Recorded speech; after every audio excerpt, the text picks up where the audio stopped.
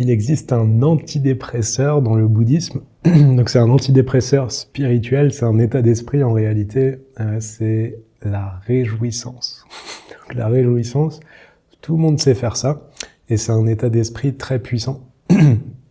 Donc se réjouir, c'est juste être content, et ici en l'occurrence, on peut se réjouir des bonnes choses, on peut se réjouir du bonheur, par exemple de notre bonheur, du bonheur de nos proches, de bonheur de personnes qu'on croise ou qu'on voit à la télé.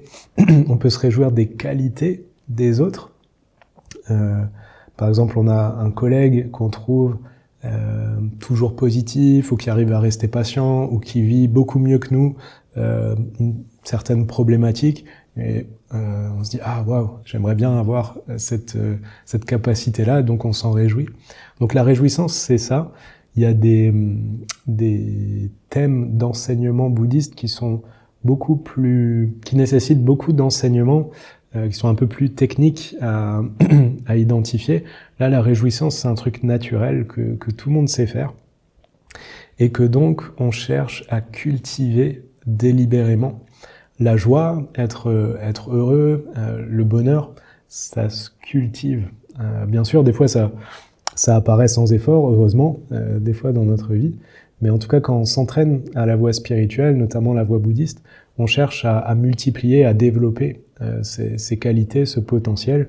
Et il y a un grand maître, Je Tsongkhapa, qui a dit que la réjouissance, c'est la vertu suprême. Donc il y a plein d'états d'esprit vertueux, il y a toute une longue liste, mais celle tout en haut, c'est la réjouissance, parce que cette vertu, elle est très spéciale, parce que quand on se réjouit du bonheur de quelqu'un, il n'y a pas d'ego. Il n'y a pas d'égoïsme, on pense pas à nous.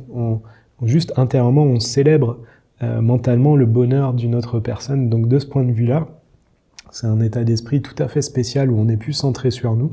Et ça, c'est quand même assez rare par rapport à toutes nos manières de penser habituelles. D'habitude, on voit tout par notre prisme personnel, mais là, la réjouissance, déjà, c'est quelque chose qui nous permet de sortir de ça et de juste être content pour quelqu'un sans penser à nous.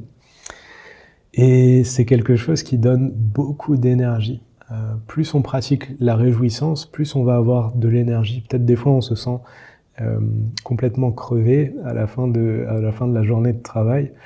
Et pour parer à ça, en fait, on peut trouver des états d'esprit qui nourrissent intérieurement, et la réjouissance, ça fait partie de ça.